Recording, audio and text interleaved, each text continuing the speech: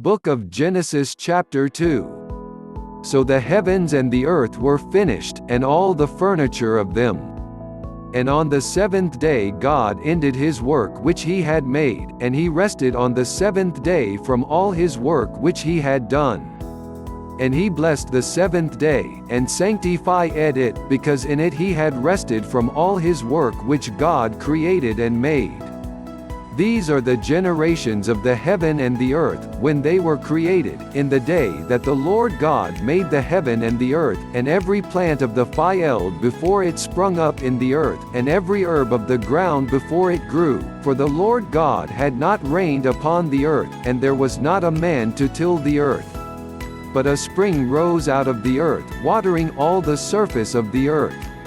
And the Lord God formed man of the slime of the earth, and breathed into his face the breath of life, and man became a living soul.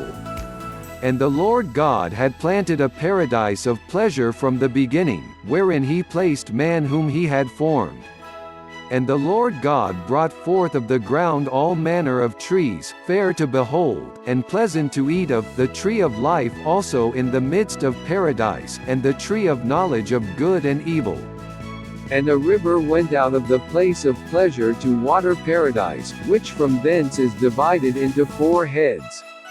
The name of the one is Pison, that is it which compasseth all the land of Havilah, where gold groweth. And the gold of that land is very good, there is found bdellium and the onyx stone. And the name of the second river is Gihon, the same as it that compasseth all the land of Ethiopia. And the name of the third river is Tigris, the same passeth along by the Assyrians. And the fourth river is Euphrates. And the Lord God took man, and put him into the paradise of pleasure, to dress it, and to keep it. And he commanded him, saying, Of every tree of paradise thou shalt eat, but of the tree of knowledge of good and evil thou shalt not eat. For in what day soever thou shalt eat of it, thou shalt die the death.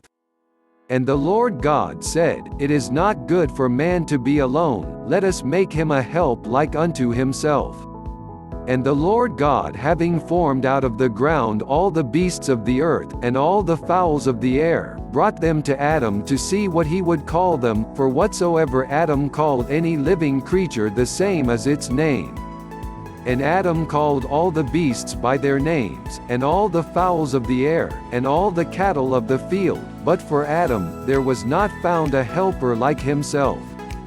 Then the Lord God cast a deep sleep upon Adam, and when he was fast asleep, he took one of his ribs, and filled up Esh for it. And the Lord God built the rib which he took from Adam into a woman, and brought her to Adam. And Adam said, This now is bone of my bones, and Esh of my Esh, she shall be called woman, because she was taken out of man.